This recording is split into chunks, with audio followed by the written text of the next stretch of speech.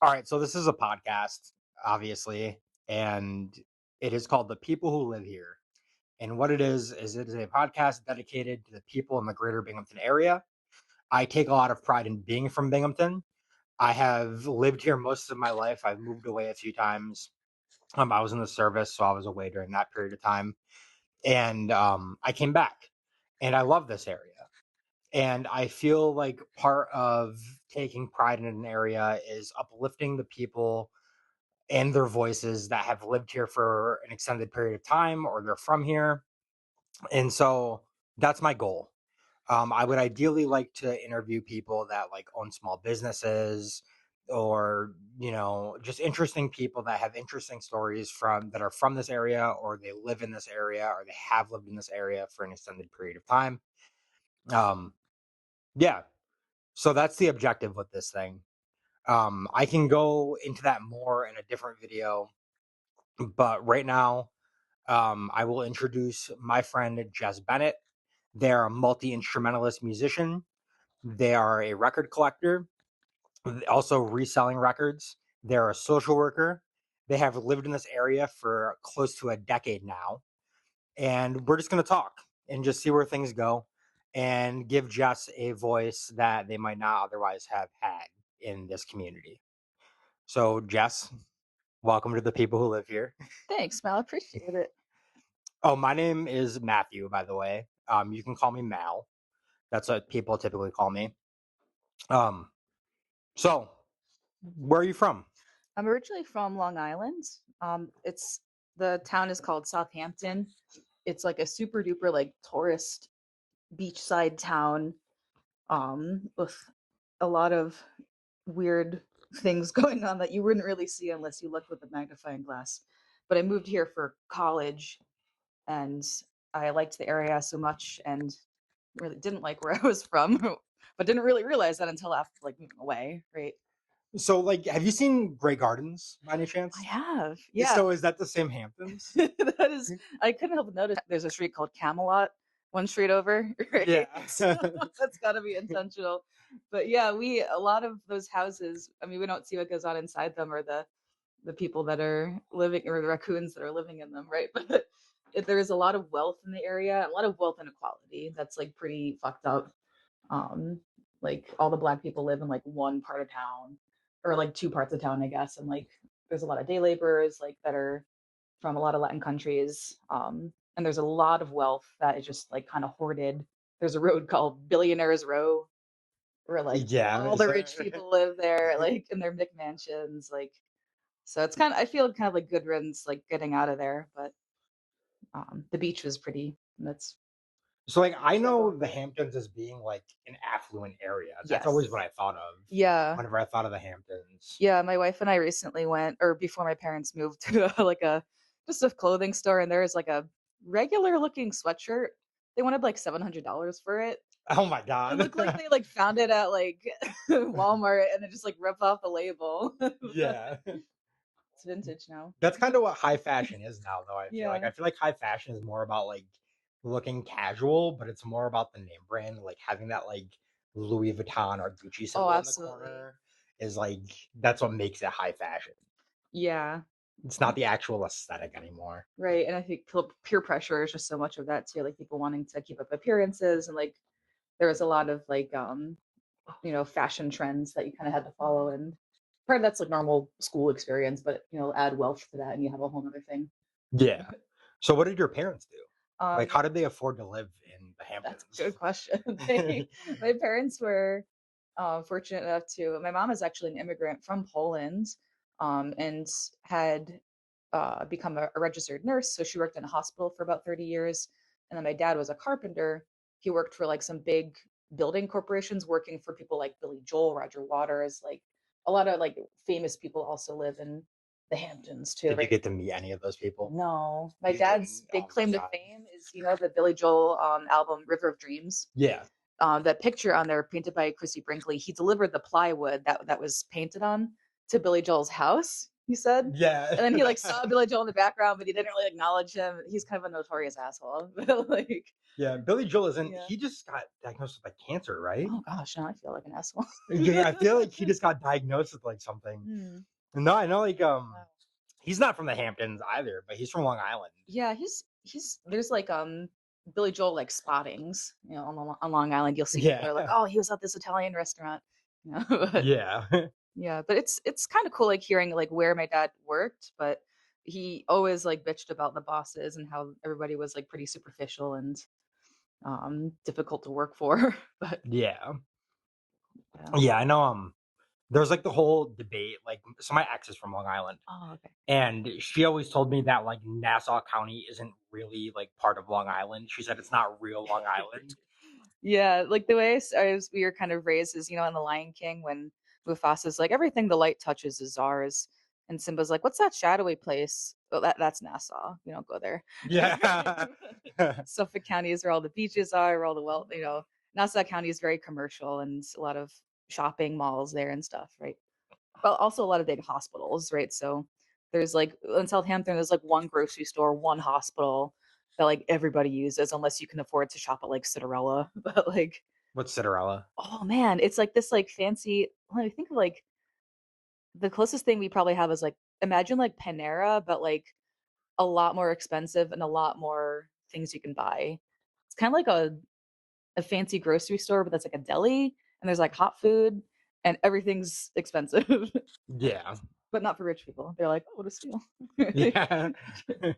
I don't know. I always like I never pictured like when you told me you were from the Hamptons, I was like, Mhm. oh, they're rich. No. That's was my first like We thing is I was definitely like you yeah. came from wealth was what I had originally thought. We came from, like, other people's wealth, I guess. We have privilege, sure. Like, my mom could afford to put me through grad school just, like, with savings, but I still have student loans and, that sucks, but yeah, I've always felt kinda weird about being from Southampton. I felt like I always had to be like, "We're from Southampton, but we're not rich, like, we're not like those guys," right? But we were rich adjacent, I guess, but Yeah, like upper middle class probably. yeah, pretty upper middle or, like, pretty solidly middle. Like, we could afford to go on vacation or, like, do activities, go places, but, we weren't also didn't have some of the same values as some of the rich people. Like, I didn't care about clothes. I still don't, care more about buying records than buying clothes for myself, Yeah, right? This we'll is get into that yeah. too.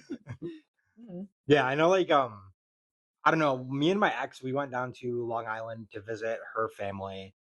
And I was like, I want to go to Gilgo Beach. Like, I want to see this. Like, I don't know why. Like, I was just like Mhm. really into the whole like Long Island serial killer case for a while Oh, there. yeah, or like the Amityville Horror, right? Yeah, Yeah, it's like I wanted to see all that stuff. Like, I wanted yeah, to see the Amityville house, which like yeah. I don't know who owns it, but I know like the house from A Nightmare on Elm Street.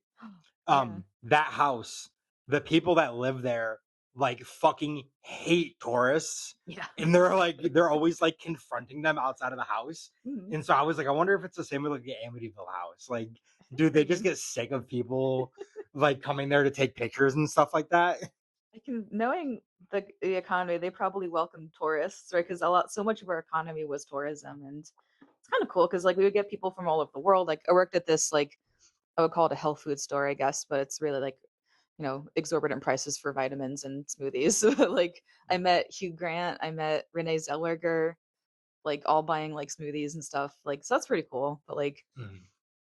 yeah, a lot of and it was cool to be like near the beach, but it just like didn't feel like our town. I like a lot of times because like the rich people, it used to be all potato fields, and then rich people came and built like huge houses and Mhm. demolished a lot of nature and stuff. But So what was high school like? Was like high school like was it like a clear class divide in high school? Like was there like the rich people Hmm. and then like the people that weren't rich? Or was it mostly just like upper middle class kids or was it a mix? Because like I feel like at Binghamton High School you get a good mix of people there. Like you Yeah, get people that are like from the projects, but you also get people that are like upper middle class and like business owners' kids and stuff like that. And that's one of the great things about going to Binghamton High School yeah, is you get exposed to all of that. that's right. You Yeah. know, I went to 6 different high schools, and Binghamton High School is the only high school I didn't get bullied at. Wow. Yeah, Yeah. because people just are doing stuff and not paying attention. I feel like I was in like a weird place in school where I was like respected, but I wasn't very like popular because I did music. I like would perform in the talent shows, and people were like, "Oh, like Jess, sang that monkey song that one time." But I didn't have too many friends. Um, but yeah, there was definitely like the rich kids were the popular kids, and then like the sports kids and the football kids, and then you had the art kids who were like the stoners and the burnouts, and I guess like I'm trying to think of like the mean girls like layout of the cafeteria, right? The art freaks with Yeah, the meat on their yeah, yeah. faces, right?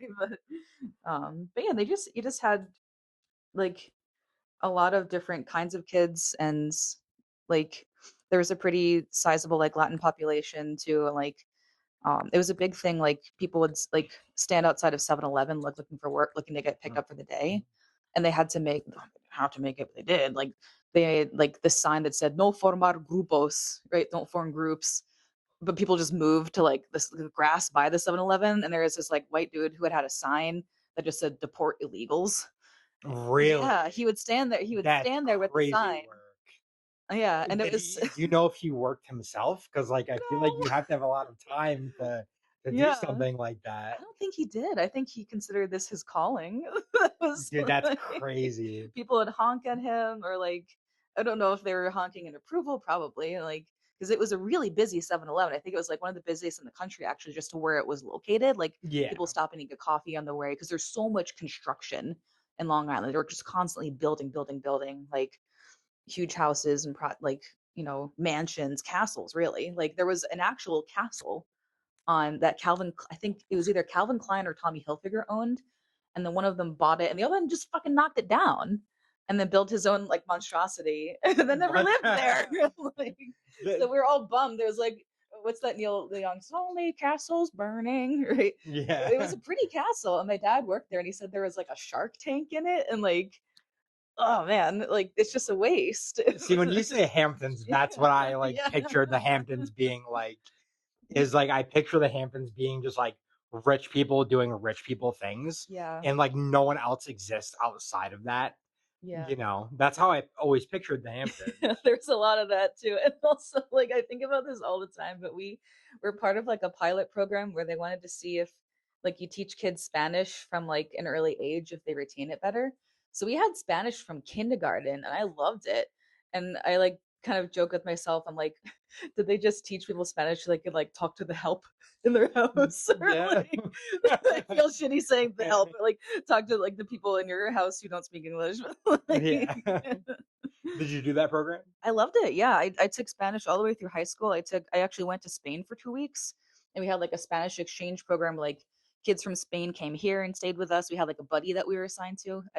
My girl's name was Ana Garcia, no Ana Isabel Garcia Betran, and she stayed in my bedroom with me. We like put in another little twin bed like Bert and Ernie for like a Yeah. week. It was so cool. I've been to Spain too. I've been to Yeah, Rota, it's so Spain, pretty. Yeah, and we saw so many cathedrals. I didn't even like when I went to Rota, Spain. I was only 19 at the time, Hmm. and like drinking age when you're in the military is like 18. Yeah, that's right. That's right. So it was like the first thing I did is like I got off the ship and was like, "Where's the first bar?" Hmm. And like I just went to the first bar and just got hammered. Oh And that's man. just all I did. I was the exact opposite. Like there was one night we were in Madrid and the kids were like, "Let's go out to the club," and I was like, "No, I'm not old enough. I'm 16." And they were like, "Just say like you don't speak English and you love Spain." And I was like, "No, lawful good, you know." But, Yeah. but yeah, it So was do it you was speak weird. fluently still or? I would say I probably have like the syntax of like a toddler because I don't have Yeah. like I don't like conjugate things correctly because I'm just so out of practice. But I love like being able to speak Spanish. Um, well, it's just like I was at the airport the other day in Florida, and we were at this place called the Great American Bagel Company, and like all the workers were speaking Spanish, and they like somebody had like the same order number as me, and I had to like say the order, and I had like a jalapeno bagel and a Cuban bagel, so I was like, oh, I had like a cubano and a jalapeno. Yeah. But So how'd you end up here in Binghamton? Like how did that happen? well, I went to Ithaca College for undergrad. I studied music or voice performance and music ed. I wanted to be a music teacher. Then immediately after college, I fled to Germany to be an au pair. I didn't flee. I didn't want to be a teacher. I found out really, and then I came back because I found out that like they were changing the teacher requirements in a way that I wouldn't be able to get my license unless I took the test like now. Mhm. So I actually had gone to Germany for 6 months, came back for the summer, went back, and then came back after 2 months, and then decided to become a teacher. And then I got a job at teaching at Binghamton High School for a couple years. Mhm. But So, like, when you went to Germany, how, like, you just went? yeah, it was Like, the you didn't opportunity kind of fell in my lap. Like what was it? there was one of my classmates like messaged a couple people in our, I think in our fraternity or something, that like there was somebody looking for an au pair, like it hadn't worked out with another one, and they needed like essentially like a replacement au pair to finish up the year for 6 months. And I was like, I don't have a job. Like, I want to live in Germany for free. So I had the interview over Zoom and it went really well. And they said, would you like to be our au pair? And I was like, shit, yeah. Right. Where'd you live in Germany?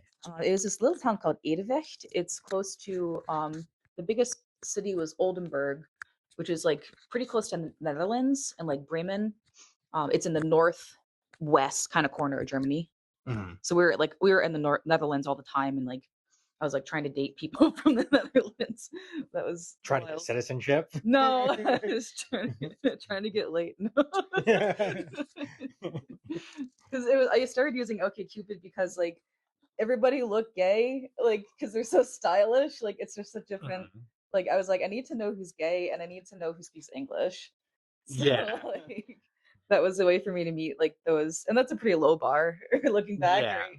But like at the time, I was like just recently out in a different country, and I was like kind of like a repressed teenager because I like wanted to like behave well for my parents, and I had this like weird like second adolescence almost like.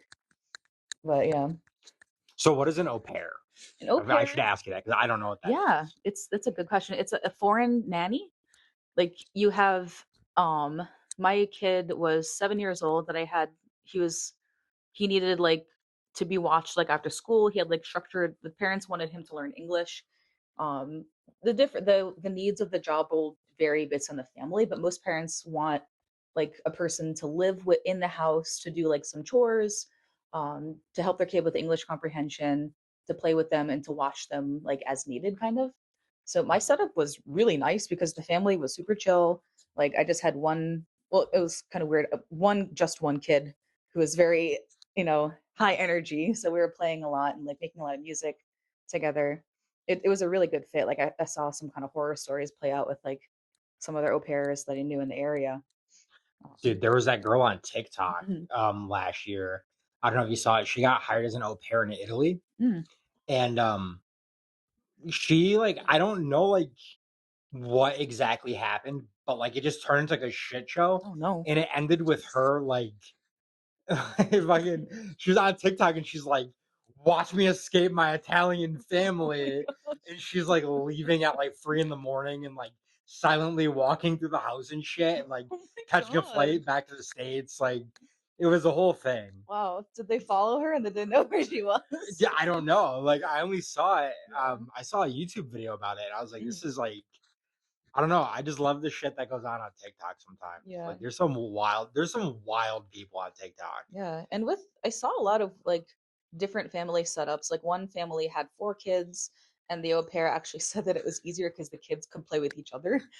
Like Oh, I just okay, had to that kind of yeah. like entertain one kid 24/7, not 24/7, like 3 hours a day, structured playtime, which was fine. Yeah. But like, yeah, there is like a big potential for abuse, or because you have this kind of vulnerable younger person living in your house. Some families wanted like 19-year-olds. Like my best friend at the time was 19 years old, living in this like horrible family, um, and the kid was fine, but just the parents were very manipulative and weird, and like you have you're kind of stuck there. Like you can break the contract, but then they're kind of fucked because they need to find more childcare. Like it has to do with like the childcare system in Europe and the way it works. Like there's kind of like a lottery, I think, for Mhm. childcare essentially, and then like the au pair solution they call it, right? Is if you can find somebody who wants to live with you, right, and wants to experience living in that country, and is okay with, kind of being on call, depending on what their needs are. But yeah, I saw things play out kind of weird. Some families were, in not I would say in crisis, but like really falling apart, and like, the au pair was kind of like a band aid for them. But Yeah. yeah, like my family wanted an au pair that was older. Like I was 23 at the time, and I had just finished my undergrad. But like it was kind of weird that like the other family wanted somebody younger, like that they could kind of manipulate. Like, and Mm. they would do weird shit to her. Like they told her one time that she had an earache, and the dad was like, "Oh yeah, just put like garlic in your ear." Like she did. And it was Dude, like, that sounds like Navy medicine. yeah, I had like a really bad like outbreak of eczema on my hands, yeah, and I was working with the cooks at the time, hmm, and I couldn't touch any food because I had like pus coming out of my oh fingers. Like it yeah, was like a very severe case. hmm, And I go to the corpsman, which are like that's Navy medical is the corpsman. yeah, I'm going there. I show my hands, and I was like, mm, I can't cook. Like I hmm, can't even clean anything. Like because it looked like I had been burned, and oh like the jeez, skin had been like hmm, it was really bad. well, And they were like, "Did you change your socks?" And I was like, "What the fuck do you mean if I change my socks? Like hmm, I got this thing going on my hands, and you're like worried about my socks? hmm, Like that's what Navy medicine is." oh, oh man, yeah. They also like didn't believe her that she was lactose intolerant. They're like, "You'll get better, right? Like you just keep drinking milk." If you ever want to piss Mhm. off a lactose intolerant person, Yeah, just say it's a fake it's disease. a phase. Yeah, Right? it's fake. Dude, it's all mental. Yeah. Oh, man. But And so, yeah, overall, my Germany experience was really positive. But yeah, yeah, but like, how did you? So you came back to Binghamton specifically? I came back to Ithaca, and then because I had still some friends living in Ithaca, and then like over the summer, I like was in Ithaca a bunch, like hung out with some friends there, and then came back.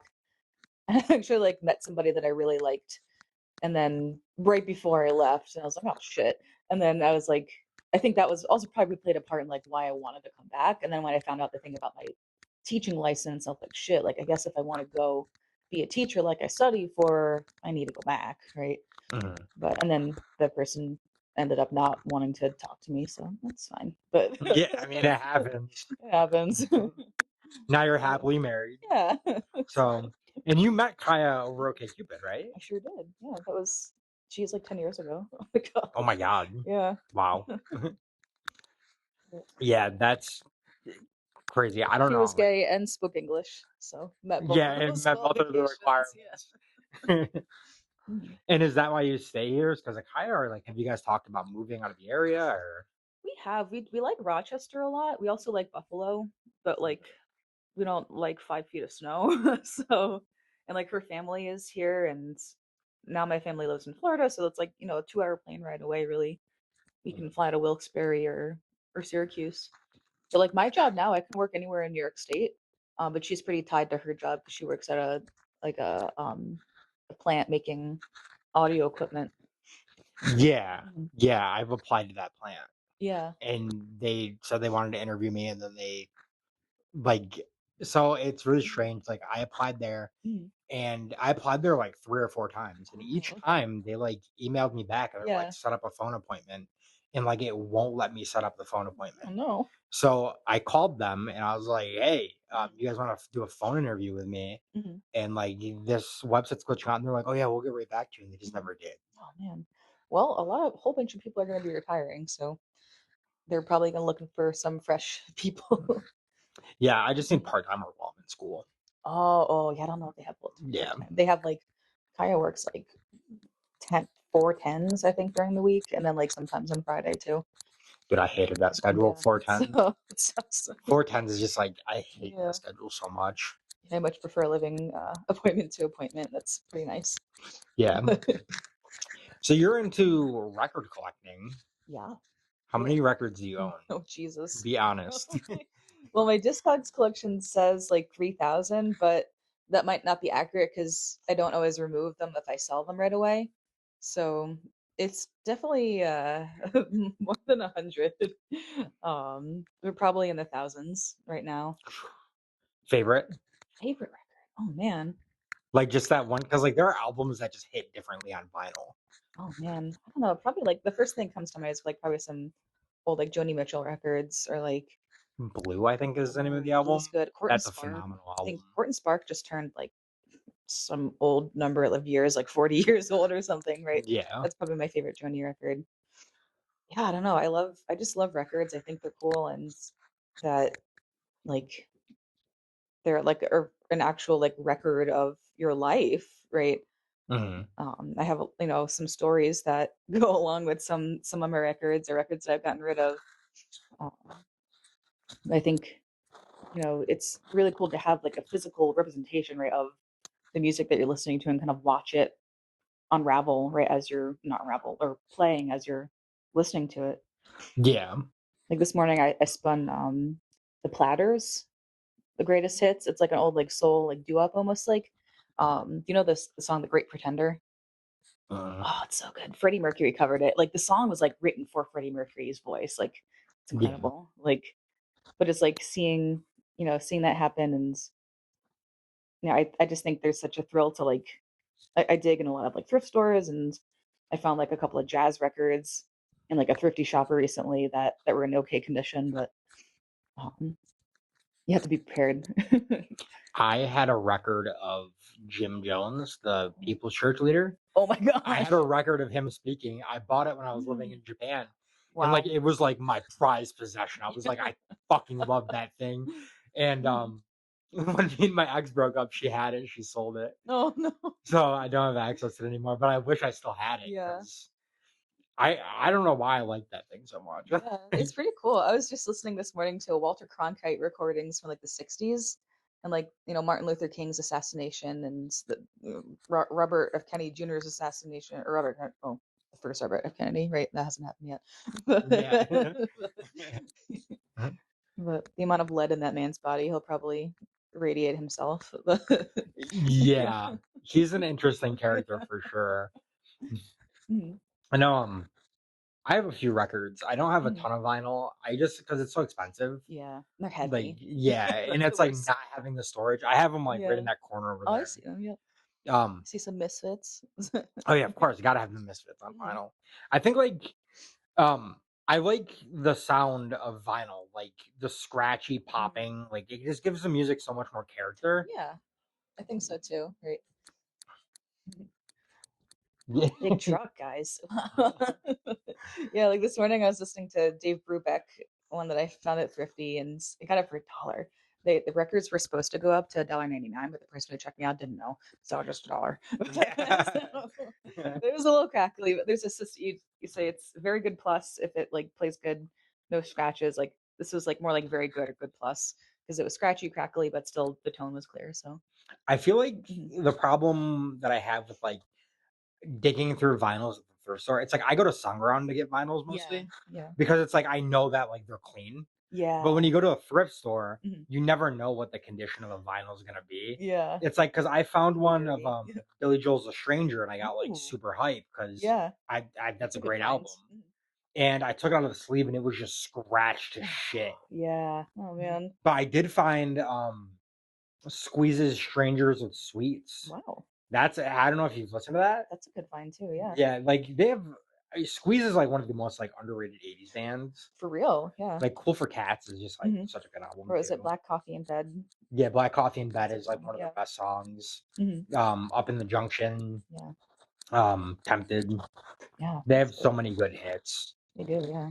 Yeah. That's what I like about record collecting. Right, is you can find something that's like kind of random or like maybe some isn't on a TikTok yet, right? Yeah. But yeah, we have a little record cleaner too. It's like a manual cleaner, but there are some people like you can get like $600 like ultrasonic cleaners. We're not there yet, but Yeah, like, that's an yeah, investment. that's an investment for sure. Yeah, Yeah. I'm I fine doing it by hand. I got Mhm. Olivia Rodrigo's Guts on vinyl. Oh, I have that too. Dude, Yeah, it's so good. I it's really love good. that album. Like that's like my Mhm. ultimate like Mhm. guilty pleasure is like Mhm. I love Olivia Rodrigo. I think her Yeah. music is so good. She's great. Yeah, I kind of hate the shit that she's getting for like stealing other people's work. Like all art is derivative. Like you just have to get good at hiding it. Maybe she didn't do that well on her first item or album, but they also like added a writing credit for Haley Williams, right? Because one of the songs really sounded like Paramore. But like the other thing was like her like album art really looked like whole Get Through This. I don't know if you noticed that, like the birthday cake and the tiara, like that whole aesthetic was very Courtney Love coded, kind of, Yes. right? But also it's an homage, right? and it kind of gets young people interested in this older music, like where did this come from, right? What's the Mhm. controversy, right? I think Mhm. she got into that whole like hot water for using Paramore's Misery Business and Good for Yeah. You. Yeah, And yeah. like, okay, so I listened to that track and like again, big Olivia Rodrigo fan. Mhm. I like Paramore. I don't like hate them, but Mhm. like I like their early stuff. Like their first couple albums are pretty good. Yeah. I didn't even notice that it was taken from Misery Business at Yeah. first. Like, cause it's hidden so well. It's similar, right? Yeah. Yeah. I think that I find that like so a lot of my photography is actually heavily taken from other people's Mhm. work. Like I'm a big fan of Robert Mapplethorpe. Yeah. And Robert Mapplethorpe is, in my opinion, he is the greatest photographer of all time. Mhm. I think he's brilliant. Oh, yeah. His work is very controversial, especially like he has a series called X, Yeah. and the X series is mostly displaying LGBT sex, Mhm. right? And Yeah. like sexuality.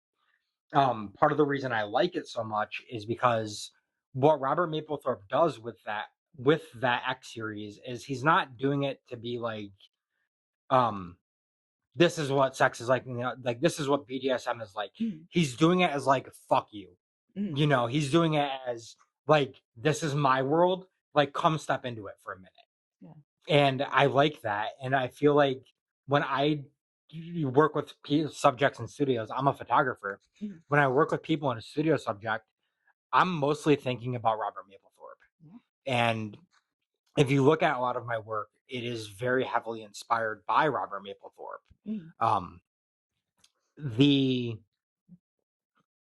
wow, I totally lost track of what I was gonna say. It's like Oh yeah, so Robert Mapplethorpe. another thing too is that like when I was posing people, I would think of major works of art. Mm.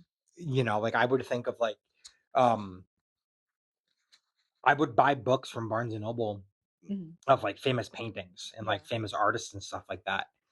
And I would go through them and I would pose my subjects in the same way that they're set up in those paintings. Yeah, and like classical poses, right? Or yeah. Yeah, like that was a huge inspiration for me.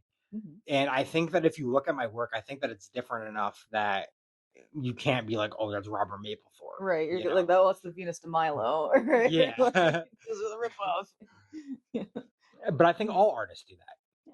I think It's, all what is it, artists. like, art is, there's theft is a huge part of art, right? And then making it, oh, what is it? There's a Tom Waits quote, "It's not where you take it from, it's where you take it to."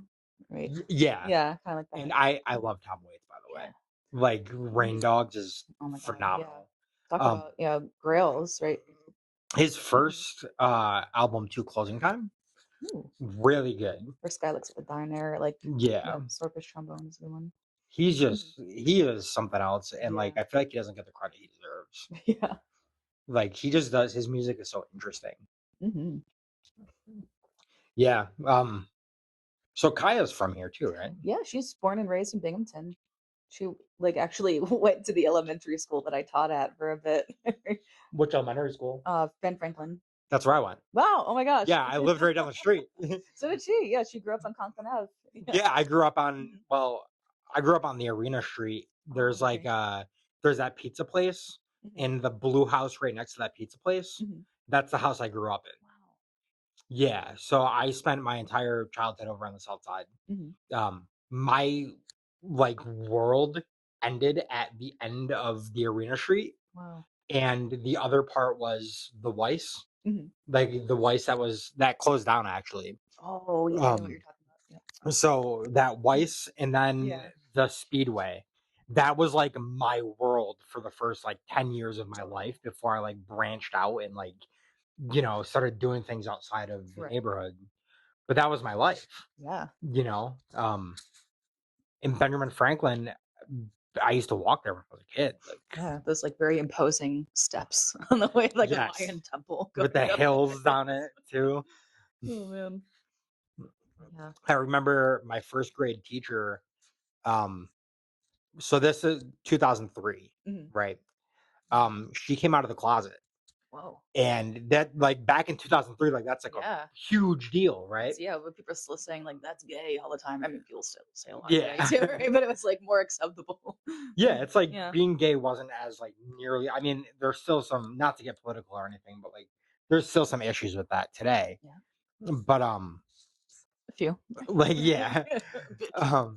But, like, back in 2003, that was, like, you could your career could be ended because of that. Yeah.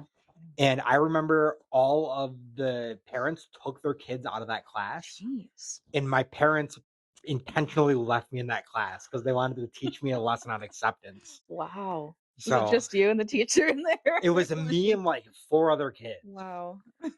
It was me and 4 other kids, like, I still That's talk to one of wild. them. We've been friends since pre-K, me and this guy, so, like, this is, Mm. like, a 25-year friendship. Wow. And, yeah, we still talk every day, and, like, that was actually brought up in conversation the other day. Wow. We had like a couple gay teachers. Like in sixth grade, our health teacher was like pretty out and gay, but she was like older, I guess, so it was okay, more okay. And then we had like one lesbian like history teacher in high school who was like also very tough, but she was good, good teacher. Yeah, I mean, sexuality doesn't make the teacher, No, you know? exactly. So speaking of Mm-hmm. sexuality, Mm-hmm. you're non-binary. Mm-hmm. Um, when did you make that decision? If you don't mind me Yeah, asking. I guess like speaking of elementary school, it was like probably right around the time where I was teaching, if you can call it that, we'll get into that, at Ben Franklin. And I like just found out like non-binary was like an option. Yeah. And I always like kind of hated being a girl. And I was like, I don't like this. Like I've always ever since like my brother was born, I had a shitty therapist who was like, "Do you think you acted more masculine for attention?" I was like, "No, fuck you."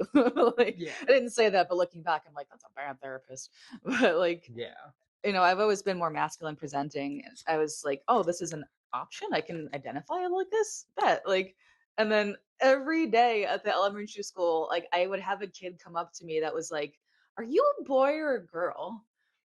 It was like Yeah. harassment. Like, and I couldn't really say anything to them. So like sometimes I'd be like, no, I'm Batman. Or like be like, that's not a question I can answer. And I was also like massively depressed at the time too. So like it was not a question that I wanted to have from a child. Like teachers didn't really say anything, but like it was kind of clicky anyway at the elementary school. So like except for this one art teacher who was like super chill and I would hang out with her and she probably wouldn't give a shit if I told her. But yeah, I had to like explain to my therapist at the time like what non-binary was. Yeah. And like So you were, like, yeah. early on that crane then. Yeah, yeah. So you were, like, this must have been years ago at this point. Yeah, God, that was probably like 2017. Maybe. Oh, you were, like, Yeah. really early. Yeah. Yeah. Mm, Because I, like, the first time I remember hearing about that was in, mm. like, 2017. Yeah. Um, I think because again, I didn't know that was an option either. yeah. You know what I mean? Like, I think a It's like lot of I can people do didn't know that. that. This is what I've been my whole life. There's just a word for it. Yeah. Yeah. So interesting. Mhm. And you just have always felt that way? Yeah. I mean, ever since I really knew it was an option, like there's pictures of me like little, like when when your parents put clothes on you and you can't really control it yet, like in dresses. And then there's like a very distinct point where I started dressing myself. And I Mhm. would be wearing like jeans, like Barney t-shirt, jean jacket, like hat. Like I had this like Power Rangers like tank like t-shirt and short combo that I just wore all the time. And like yeah, I think I was called a tomboy my entire life. And that we our words change for the same thing, right? But Yeah. yeah. Okay. Do you read, like, any literature on that? Like, Mhm. because there's tons of Yeah. literature on sexuality and Mhm. stuff like that, and gender. Oh yeah. There's so much out there. I attempted to read Gender Trouble by Judith Butler. I made it past like 2 pages and then fell asleep. If you've ever tried to read it before, it's very dense, very confusing. I might give it another shot when I've had like some caffeine maybe or like The only thing that I've read that was, the only thing that I've read that was, about gender was Irreversible oh Damage. Have Jesus. you read I've it? heard of it, yeah. Dude, it's crazy. No. It's a trip. It, like, it like points to like it goes Oh, basically what it says. Okay, so we're picking this back up. Uh, some of the recording got cut off, so we're just gonna pick it back up from where we left off. So irreversible damage. She like the author makes this connection between autism and gender dysphoria, and she won't let it go. Right, like yeah. that's really what it comes down to. Is like she's like all of these autistic girls are transitioning into boys, and like they have this obsession. It's really strange. Oh yeah, and she focused on like the transition from like AFAB to like trans men or like AFAB. oh assigned female at birth. Yeah. Okay, Yeah. yeah, she Yeah. really focused on that, and like Mm, um, I don't know. I just like I'm not trans. mm, I obviously support the trans community. You know what I mean? Um, and like I don't know. I just don't. When I read it, I was like, why am I reading this? yeah. Like she talks to this one girl who's trans, Mm, male to female, yeah. and she is like very like hidden away, and she like is very shameful and Mm, stuff like that. And she asked her, she's like, "Why are you trans?" And she's like, "Well, this is like the only cure to my gender dysphoria." mm, And I thought that was interesting because I did meet somebody like that one yeah. time when I was in Japan. Mm, Um, I met this girl. She was trans, male to female, mm, and she didn't want to be trans. wow.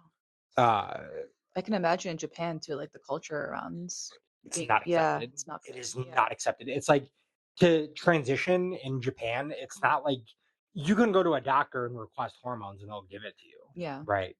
Because you're an adult, you can make those decisions. In Japan, there's like a whole process. Yeah. You have to like get diagnosed as like gender dysphoria, and then like it has to escalate and escalate Oh. until you can transition. Yeah, like it Um, has to get real bad first or like yeah, yeah, I know here we have a thing called medical necessity where like, if somebody wants to get top surgery or transition, like I have to prove there's medical necessity. I have to write a letter, right, to the provider.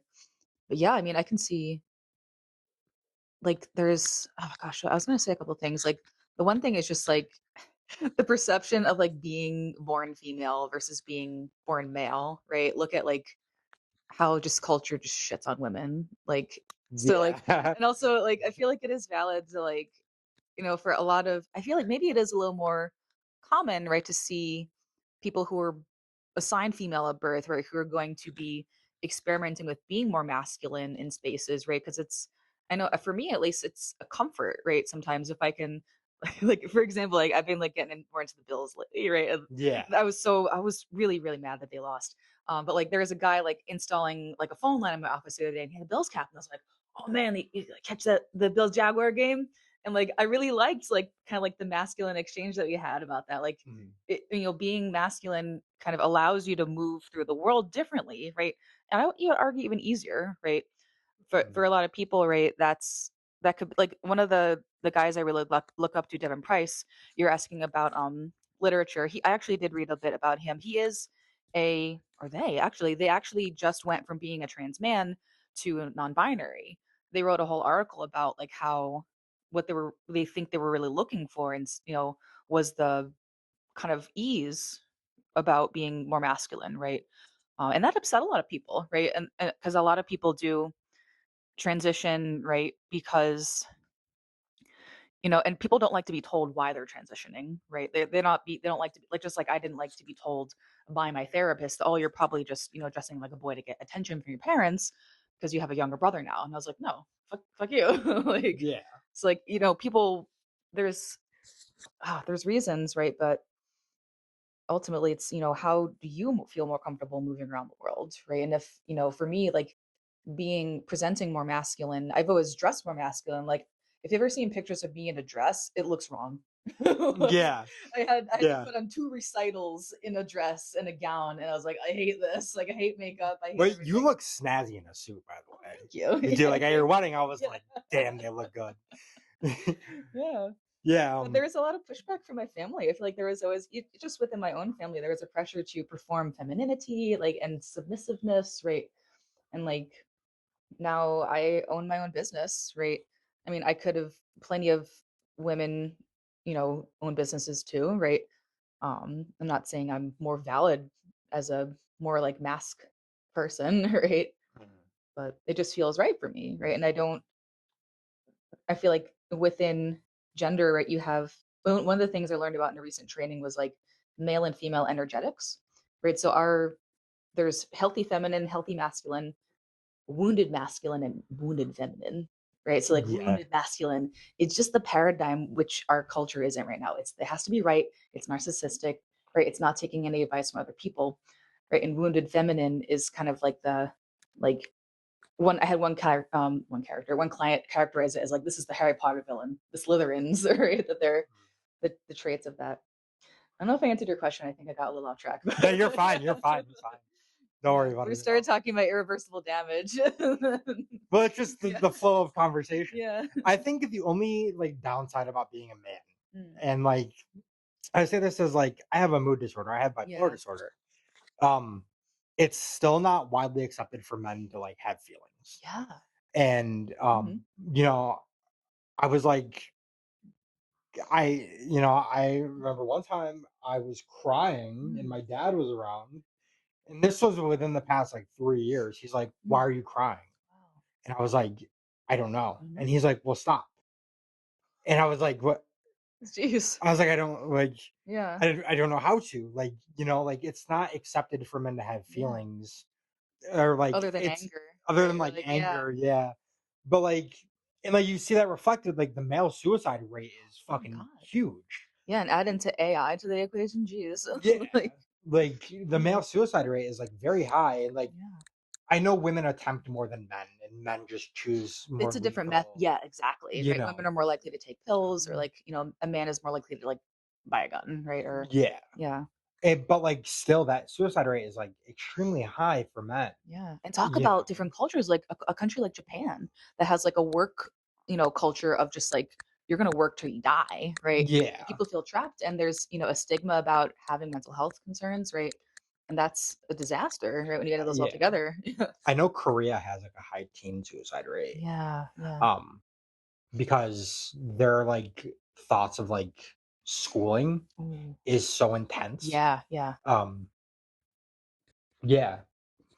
So Mhm. And the mental health support, right? Or there's such a stigma about it, right? Like asking for help, like mhm, yeah, I'm not sure. I don't want to speak for the culture, but like I think there might be like a more like self-sufficiency kind of thing going on, right? And that's one of the energetics, right? One of the healthy feminine energetics is connection, right? To the kind of a foil to the wounded masculine of like isolation, bootstraps, you got this by yourself, right? mhm. Yeah.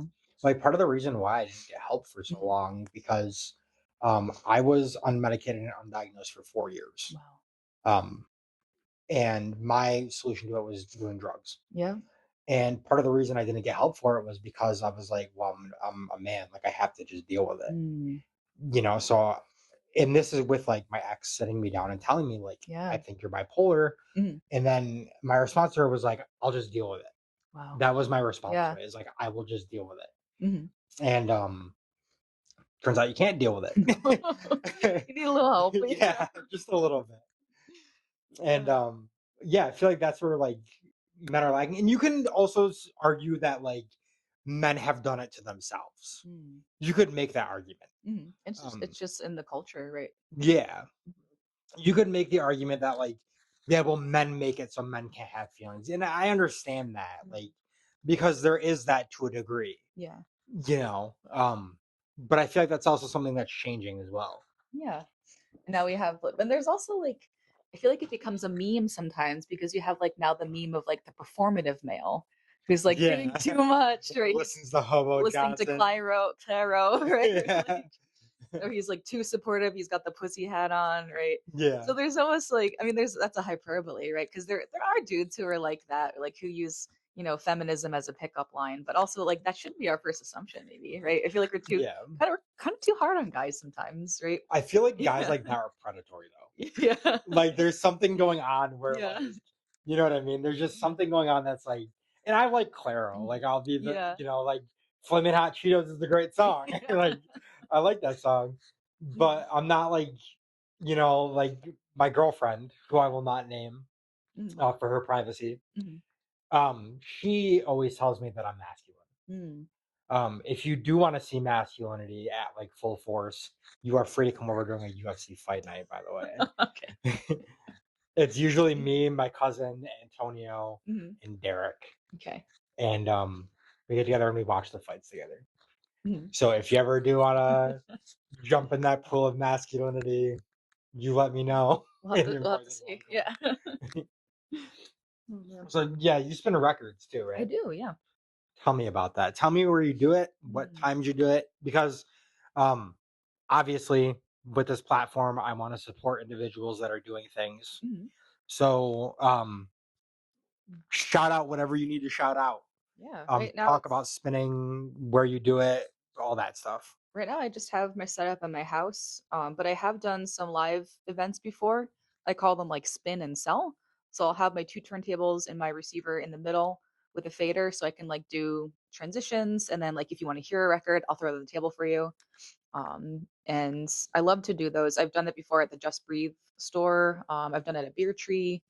I've done it, a couple other places. We have essentially a PA system that we can bring, but it's cool too to I think it all started when I was doing in Ithaca. I was living in Ithaca, and there was this thing at Lot 10, which is I think probably something else now, called Bring Your Own Vinyl Night, and you could bring your own records and spin for kind of as long as there were people there. Like if it was dead, you could be there for like an hour, right? But if it was like a lot of people in the queue, you'd have a set of like 15 minutes. And that was kind of what got me started with having my own turntable set up, right? I have a microphone, right? Two turntables and a microphone. Yeah. But yeah, I would love to have some more gigs because it's super fun. And I think like when I do it out in public, like pop-ups, people are like, "Whoa, a record player!" Right? And that's getting like I get that reaction a lot. But, like also do the record fairs in the area, so I don't spin at those, but I just have like 3 or 4 tables set up usually. The next one is March 8th at the Binghamton Farmers Market, and then after that, Is that the April. one on Front Street? Yeah, yep, Okay. it's right by the Applebee's. Yep. And then that's probably our biggest one. It's right down the road from our house, which we love. And then the other one is in Ithaca on the 25th of April. So, but I'm looking to have like a brick and mortar store, and I also have a Discog store. If you have, I try to keep the prices pretty reasonable with that. So what's it like selling records? Like Emotional. that's I mean, I started doing it to get enough money to buy an engagement ring for my wife. amazing. Yeah, and then we passed that goal, and we were like, well, there's like still a little money coming in from this. Like, how about we keep selling?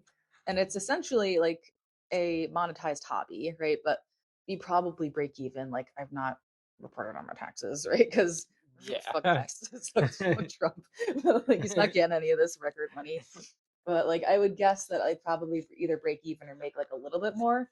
And then that goes to like rent or like rent for my therapy office, right? Um, So or more records. do you buy records just to sell them or Sometimes, yeah. Like sometimes people will come up to us at record fairs and be like, "Hey, I got some records in my car." This guy was trying to sell us these like stag films, he called them. It was like porn, like vintage porn. that I would buy that. That's interesting. He's like, "There's a market for this," and he showed me like a box, and it was just like this sad looking woman with the giant penis in her mouth, and I was like, "This is so sad. I don't want it." But his records were really good. We actually found it was like I bought about 200 records from him.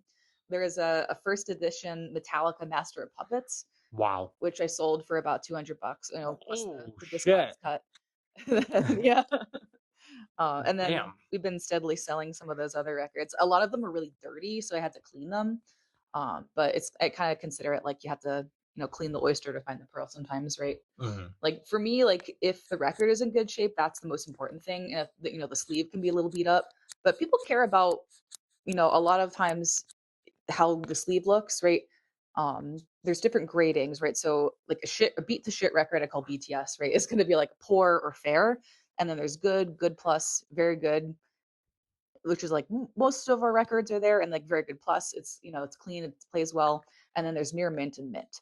Near mint buyers are a pain in the ass because they want the corners to be perfect. They want all these things, and then I've had people send back records that I said were near mint, so I don't grade records as near mint anymore. I'll just say they're very good plus, and I don't really sell mint records either, because if there's shrink wrap on the record, it can actually damage the record the longer you leave it on, because it like essentially strangles the record and can warp it, which I've sadly found a couple times on shrink wrap records or shrink wrapped records. Yeah, I had a friend. Speaking of stag films or porn films, I had a Was he in the film? friend. No. No, he's not in the film. We Mm. he was into like collecting VHS, Yeah. and it got to a point where like my brother sent me a VH. I don't know why he did this. My brother sent me a copy of a fucking VHS porn film called African Heat, Oh boy. and he would like get drunk Mhm. and he'd knock on my door and be like, "Bro, we gotta watch African Heat together. Like, come on, dude." And so we would just like get fucked up and just watch this like softcore porn film Wow. together. I must have seen it like 50 times. But yeah, he started collecting VHS porn. I don't know if he had like his VHS collection like took up an entire room. Like it was It's a huge. museum. Yeah, he had like his Sleepaway Camp, Texas Chainsaw Wow. Massacre. He had all the Halloween Mhm. movies. Um, Wow. he had Oh, I just thought you meant like of just porn. no, Like, oh, okay, just like no. It was regular just movies too. yeah, it was mostly regular movies, and he Yeah. had like a small stack of porn. Wow. And VHS is cool. Like I don't have a VHS player right now, but I that was our main, thing when we were kids, right? yeah, Mhm. you're how old are you? 36. Okay, you don't like that's the thing is 35. Not 36 yet. Yeah. when I met you, I thought you were my age because I'm 29. Yeah. So I thought you were my age, and then you were like, "No, I'm actually this age," and I I'm was like, old. "Holy shit!" It's my good genetics. Yeah, you got the good genes. It's because I stopped drinking. the the VHS like collection he had was like massive, and Wow. I don't know if he has it anymore. Mhm. Um, but it's like a massive collection. Mhm. Uh, and he fucking would just we would go to the VHS like we'd go to thrift stores, Mhm. and he would see a thing of VHS tapes and be like, "I don't want any of these. I'm just gonna buy them all Whoa. because they're so cheap that you can get them Yeah, for like yeah. 50 Same with cents." cassettes right now. Cassettes are coming back too. Dude, People. Daniel Johnson Yeah. cassettes. Is it? Mhm. Do you know what Daniel Johnson is, right? Yeah. Oh, they were like individually made, right? He Yeah, recorded them like per tape. yeah. Those must be worth a lot, right? If you can There's find a them. guy who's still selling the cassettes. What? Yeah, and That's like the awesome. way he does it is he literally just like takes like a paintbrush of glue and like glues it and slaps on a piece of paper. Like it's a whole thing. Yeah, I would love to have Songs of Pain on cassette. that would be That's my dope. favorite Yeah. Daniel Johnson album. Mhm. Grievance is such like a good song, and like Daniel Johnson too. Part of the reason why I like him, Mhm. he accidentally cataloged his bipolar disorder. It was completely unintentional, Yeah. but he like cataloged like what it's like to be bipolar. Oh, he's considered like outsider art, right? Yeah, Kind of, right? he Like is. indie. I never understood why he's considered Yeah. outsider because he was very good. Like when I think about, I think of like the Shags. Yeah. The Shags I are love the outsider. Shags. Or I had a weird uncle who gave me and my brother a Shag CD, and we're like, "What is this?" But also, like, we couldn't get the songs out of our head. We're like, "Where is Foot Foot, my pal Foot Foot?" Like, who are parents and their weird accent that they all have. yeah, Parents are people who care.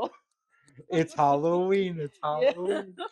Not to make fun of people with speech impediments, but when a Yeah. whole family has a speech impediment, what is going on? Dude, that whole album philosophy of the world is just Oh. such like a trip. And the story of it too. Like, I actually recommended that album to somebody oh, the other day yeah, when I I mean, was it at was one work. of Kurt Cobain's really liked it, and so did Frank Zappa. Yeah, Frank Zappa said it was Yeah. one of his favorite albums. Yeah. And I know It's that Hi How Are You was I know that Kurt Cobain made a list of like his top 10 albums. yeah. And Hi How Are You was number like Oh, 5 or 6. yeah. Which is like It's that's good. I I think mean, I it's don't cool think it's because it's Daniel just Johnson's like best. yeah, I mean, it's just pure music, right? I mean, the story of the Shags is kind of bonkers because my dad, I think, had this like prophecy. He went to like a fortune teller and they said, "Oh, your daughters are going to be famous musicians." So he tried to make that fortune happen. And he Yeah. like got like instruments for them. They didn't know how to play. They were just like, "We don't want to do this," right? But Yeah, he yeah. was schizophrenic, I think. Oh yeah. Yeah, Yeah. like he was like Yeah, But I know, a little delusional. Delulu. yeah, just a little Just a bit. little bit. But now I, we have this wonderful album, and Footfoot was their cat, I think. But then yeah, they like made it into this weird little thing. that album is just like so unique. I It have it on is. vinyl. Oh hell yeah! I had it on Yeah, vinyl, but I sold it's it. I love it, and like I'll throw it on, and my Mhm. girlfriend is just like, "What the fuck are you listening to?" Who are parents? And I tell her, I'm like, Mhm. "This is high art. Like This you is don't high art. understand. This is like high art." I know. That's right. Daniel Johnson's "Songs of Pain" though Mm. is it's like "Songs of Pain" 1982 to 1983 is the name of the album, Mm. and I really resonate with that album. Grievances where he's talking about like this girl who doesn't like him, and Mm. like he just does weird shit. Like he's Yeah. like, um, you just rejected my advances, so I just got into a coffin and just laid in Oh my it. god. Like, That's so Wednesday core. yeah. Yes. Oh man. Yeah, he accidentally cataloged his struggle with bipolar disorder, and I think that that's Yeah. fascinating. Like, The only bipolar song I ever wrote was called Morrissey is My Dad. did you record it? I did. I have no. Oh, the original was lost forever. I just performed it for people like in a manic episode, and they're like, "Just why can't you stop talking?" Yeah. And I recorded another version of it that when I was, medicated and not actively ill anymore. But How did you get diagnosed? How old were you? gosh, was it probably? Oh God, I hate right now people are doing like the 10 years thing on Instagram, but it was around 2016, 2015. I like had a couple of like spells where like that trip where Morrissey is my dad happened was I was on a trip with my friend Crystal, I call her Crystal sometimes, but to myself, not to her, Crystal. But she was like kind of like my partner in crime. We were going to all these concerts and like traveling a lot together, and we had gone to Boston to see this band. I forget what band it even was. I think it was like Carl Barrett from the Libertines. But then that show they ended up canceling. It was Slow Dive, and we met up with one of her online friends, and we had this like Airbnb. And I was just like the whole way there, I was just like talking nonstop. And then I had like performed this like weird song, and then like didn't really sleep. And then the episode kind of ended, um, and then I had like another kind of like smaller episodes like that. And then I was depressed for like a long time. And then I was just flipped to manic and like, got to a point where I was like drinking a lot, like spending a lot of money. I had like lost two bicycles, like two entire bicycles, and like was like falling apart. And it was Mother's Day, and I was at um my friend's house. It was this lady who had put me up for when I was student teaching. And I was like there for, I don't even know why I was there. And we had like gone to church together. And then I was just like, I don't feel right. And I had texted my mom and I was like, Mom, I feel weird. And then she's like, go to the hospital. So I did. I thought I was having a panic attack. And then I get to the waiting room and like they take me in and they're like examining me and stuff and asking me a bunch of questions. And I kept saying like, "My name is John. Like, I want a double mastectomy. Like, I want like, Yeah, that's crazy. like." I was Been like, there. "Yeah." I was like, "Take them off." And they were like, "We're gonna take you upstairs. You're gonna like the man upstairs." And I was like, "Am I dying?" Like, Yeah. I went upstairs. They like gave me. I hadn't eaten anything, and they gave me like the ingredients to make a peanut butter sandwich. And I'm like spreading the peanut butter on the bread. And there's this woman like standing up watching TV, and I noticed her hospital bracelet, and the hospital bracelet said 1984. And no, like, what do I know now? That was like her birth year. And, but like in manic brain, I was like, this woman has been here since 1984. I need to leave. So I Yeah. took my pinky in the peanut butter and I wrote Dick on a napkin because that was the name of my imaginary friend, right? So Yeah. manic brain, I was like, clearly I'm here because I had an imaginary friend named Dick, and I went to the nurse's station, like the glass, and I slammed the napkin on the window that said Dick. It just says dick. I was like, is this why I'm here? And they're like, okay, we're gonna take you back. And then they gave me like a sedative or something, and I fell asleep like the first time in a month. And then I was hospitalized, and then I got a little better, and then I got depressed again, and then no, I'm here. So, a lot happened, but yeah. Did my I went the worst thing I did when I was manic Mhm. was I thought I was a multi-instrumentalist. Oh boy. And like I went out and I bought like fucking bagpipes, a trumpet, like Bagpipes. guitar, like melodica piano. I bought Yeah. like all of this stuff, and I was like, Mhm. my thought process was, is I was like, if I could learn all of these Yeah. instruments, bands would call me Mhm. because they need somebody to play Oh my bagpipes, god, yeah. and like I could, make a career Every off of band like needs a bagpipe player. that's what I was thinking, and I was like, oh, dude, like this Oh is like god. genius, and like I was completely out of it. And Mhm. I don't know about you, but like I don't remember a lot of my manic No, episodes. I don't either. Yeah. So during that same Mhm. episode, my ex said that I was taping knives to the wall. Hmm. Like I was taping like kitchen knives to the wall with like Yeah. duct tape. Man. And she was like, what What are are you you doing, doing? Like, buddy? why are you? And It's art. I was like, it's gonna block the transmissions from the Oh like I man. was so out of it. And Oh man. yeah, that was the first one to the hospital, and that was the first time I was told I was bipolar, and I Yeah. told them to go fuck themselves. Oh my god. I was like, I was there for like Mm. 2 weeks, Wow. and I was like, fuck you, like I'm not bipolar. Wow. And I left, and no medication, nothing. Damn. And I actually got diagnosed with the VA. Yeah. St- I started seeing them because I went through a depression and I was gonna kill myself. Yeah. And I called the VA, and like fucking this lady on the phone, I feel so bad for her. She's just a secretary. Mhm. She answers the phone. I was like, I'm gonna kill myself, like Oh all my this stuff. god. Like I'm Yeah. just freaking out. And she's like, come down to the VA office. So Yeah. I go down there, and this guy comes out, Mhm. and he happens to be a drug and alcohol counselor, Yeah. which is great because I was on drugs at the Yeah. time. And he's like, yeah, we're gonna get you some help. So I did an evaluation, came back bipolar Roman psychosis, possible Wow. schizoaffective disorder. Mhm. Um, the psychiatrist I was seeing at the time rejected the diagnosis. Huh. He thought I had BPD. Mhm. And so he made me get evaluated again. Mhm. Came back bipolar 1, possible schizoaffective. Mhm. And I switched psychiatrists, and now I'm Wow. diagnosed as bipolar 1 with psychosis. Wow. Yeah, I remember the hospital only gave me a diagnosis of depression. I think they do that to kind of be safe, right? But I remembered a couple things that happened before. I was dating this girl. It was kind of like a long distance. She lived in like DC, and Mhm. we had met. I was really into the Smiths I right love at the the time. Smiths. I love the Smiths. But before I kind of like it was like a Green Eggs and Ham thing for me. I was like, no, I don't want to listen to the Smiths. My brother was like, no, you're gonna really like them. And then I had really gotten into them. Like, there was like the only artist I was listening to. My friend Crystal was like, wow, Jess, you sure really like the Smiths. Like, the only people I know that like the Smiths are like really depressed.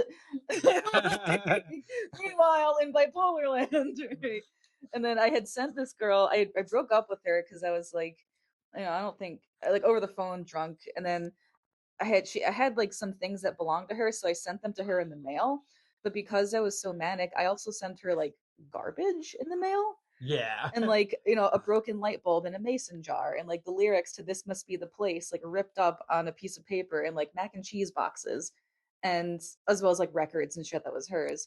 And then when she got this, she was like, what the fuck, Jess? Like, but I thought it was art that I was sending to her. Yeah. I was so convinced. I was like, this is high concept art, she's gonna love it. Yeah. Especially like, oh, the light bulb wasn't broken yet, and that was the dangerous part probably. But Yeah. I was like, oh my god. Yeah. Yeah. But my Yes. thing was, oh, the other thing that I thought was like before I was, hospitalized, I had this thing where I was trying to give people music. Like, I was just giving away CDs, records. Like, thought I was like Johnny Appleseed, but with records. And like, I wasn't suicidal, but like the way I was manic, like if I kept going like that, I would have killed myself. Like, I would have, something would have happened. I was so reckless, right? That like, Mhm. it's almost like the depression went like a whole 180. It's like, well, we're gonna make you so happy that you're gonna like just die, like, or like, Mhm. right, do something so dumb that you're not, because I wasn't thinking, I was just reacting and drinking a lot and like smoking a little bit of weed, but like, And like yeah. that's the thing too, is like it's a dangerous Mhm. thing because bipolar is a Mhm. progressive illness. Yeah, yeah, So it gets worse the longer you're untreated. yeah, Um, exactly. they say that like if you go undiagnosed or unmedicated with bipolar disorder, by the time you're 40, you're like clinically insane. Like Yeah, you're just not functioning anymore. yeah. Um, Hmm. that scares the shit out of me. Hmm. Um, because living with bipolar is scary. It's like, what happens if my meds stop working?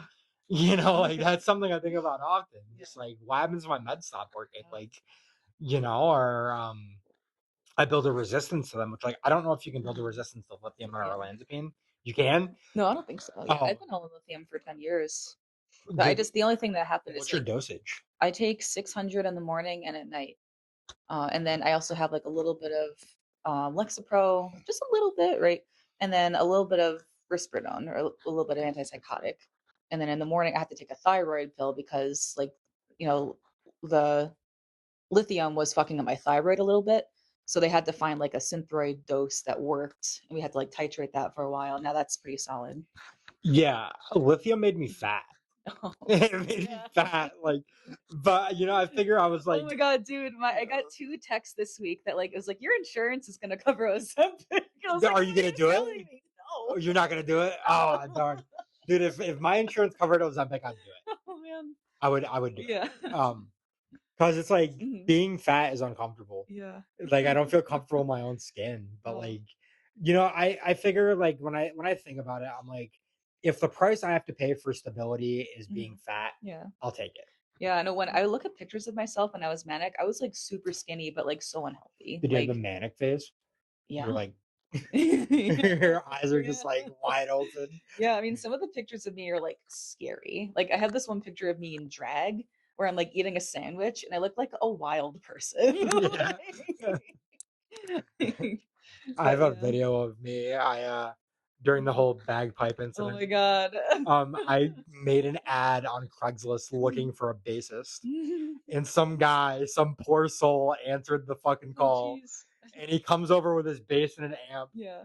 And I was like, all right, so the concept for this band is like no one knows how to play their instruments except Punk the rock. bassist.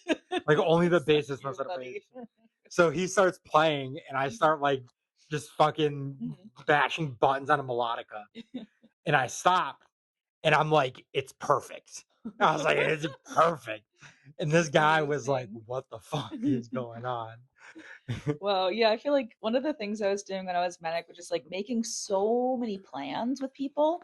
And like sometimes I would just forget, or like I was like volunteering at a co op. I was like meeting up with people, buying things, like selling things, buying bicycles, losing bicycles. Like Yeah. it was nuts. And then like you yeah, I don't really have too many pictures. I don't really like I have a video of myself like performing like I was just like giving like a history lesson on like the history of punk rock kind of at Mm, like an open mic and I had garnered like an entire band, right? I had you kind of have like a superpower like when you're manic, right? But mm, it's not sustainable, right? You have because then you crash, right? Because when I was in the process and the time that I had active symptoms, I was teaching. So I was not sleeping. I was drinking a lot. I was like coming to work hungover and like I had to be around kids all day, which I love. I loved my job, right? But then they put me in an elementary school when I was super depressed. yeah. And like that was just not a good fit. And then like I don't know if I was upfront with them and I told them I was, ill, but they gave me the option of we can terminate you or you can resign.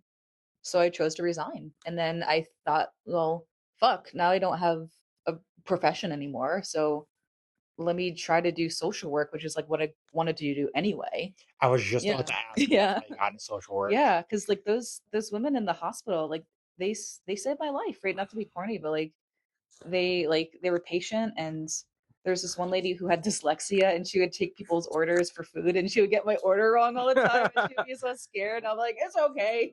I'm just happy I can eat. I wasn't allowed to have a knife. I had to like eat everything with a plastic spoon. Like, Yeah. oh, I know mhm, when I first met my ex, mhm.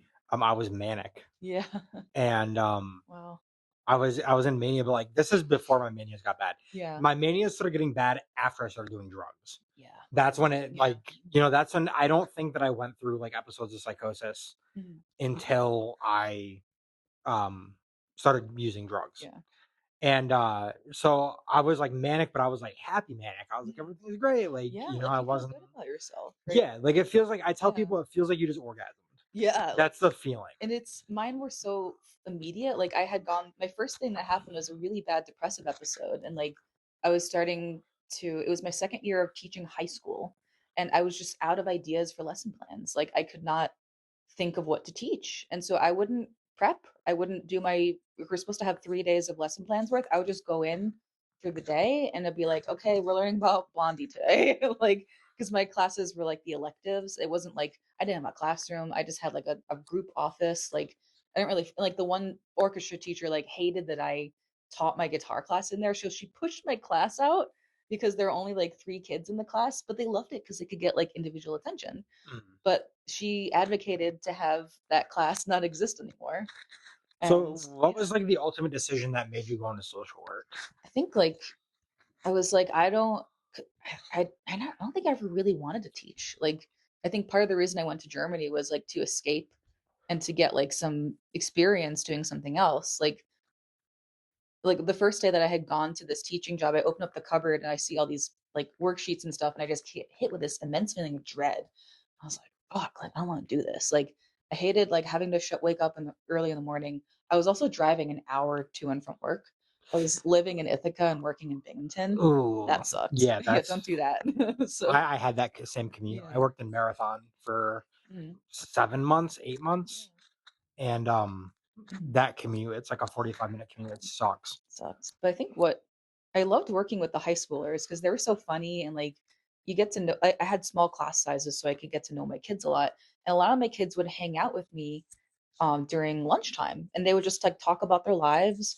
They would talk about the problems they were having with their friends. And like that was my favorite part of the day. Like I just enjoyed spending time with these kids and getting to know them and them trusting me with like asking me, what should I do with my friend or like, telling me about what's going on with their lives. And I was like, I want to do that all the time, right? Yeah. But So does social work mhm, kind of fill that hole for you, where like you get to help yeah, people? yeah. I mean, it's a lot of work. I feel like people have this perception like, oh, social workers, they just, do this to feel good about themselves. And, I leave my day thinking, did I do that right? What could I have done better? Right. But it does feel like right for me. Like it feels, especially now that I can just focus on my clients. I'm not working for an agency. Like, you get to know the most important part is just the relationship that you make with the other person, right? And that's more than anything, I think the biggest thing that's going to help the other person get better, right? And then as they get better, you get better, right? At helping people. And I'm always learning something, right? My clients are always coming in with new challenges, right? And um, I think my favorite thing to do is groups. Just getting people all together and being like, "Oh, I'm not the only anxious guy in the world." Right? Yeah. Yeah. Yeah, I don't know. Mm, I feel like I feel bad for the people that are social workers mm. and they do like child welfare, Oh my God. Yeah. because it's such a thankless job. Like no Yeah. one is like, like we thank like firefighters and Mm, police officers all the time, but like yeah. that person who's dealing with child welfare cases sees some serious shit. Yeah. Like they have to deal with some serious stuff, Hmm. and no one thanks them. Right. Like Yeah. I don't like. There Mhm, was this. I used to work at Starbucks, mhm, and somebody used to come in all the time, and she was a um social worker, and mhm. she worked for I'm forgetting the Like name. family and children's. Yeah, Yeah. where she like has to remove kids from like abusive homes and Oh, stuff. like CPS. Yeah, Yeah. she worked for like Wow. CPS, and I always just gave her a drink for free. I was just like, "You deserve Yeah. this." Like, I was like, "This is the least I could do Little for social you." justice there. Yeah, because it's like no one like that's the thing is like these people that work at CPS, like I said, they're seeing so much like So much horrific trauma. Yeah. shit, and like no one's thanking them. People are mad at them a lot, right? Or they're the victims of, you know, anger. Yeah, and it's a tough job. If there's a high, turnover rate with social work in general, right? And now with Trump saying that like, we're deprofessionalizing, it's going to be harder for people to get loans, right? We're already short on social workers. Yeah, my ex said she might not pursue an MSW Wow, because of that. that sucks. Yeah. Wow. Well, we'll end it here. All One right. last question for you. Okay. Best speedy place. Speedy place. Ooh, Speedy Rib Pit on Front Street. That's my I favorite. agree with you. Yeah. Best speedies Hell in yeah. town. All right, everybody. That's it for this. Thank you for listening. I hope you come back for more. You can email me. I'll have the email in the description if there's anybody that you would like to see on this podcast. So just let me know. All right, thank you.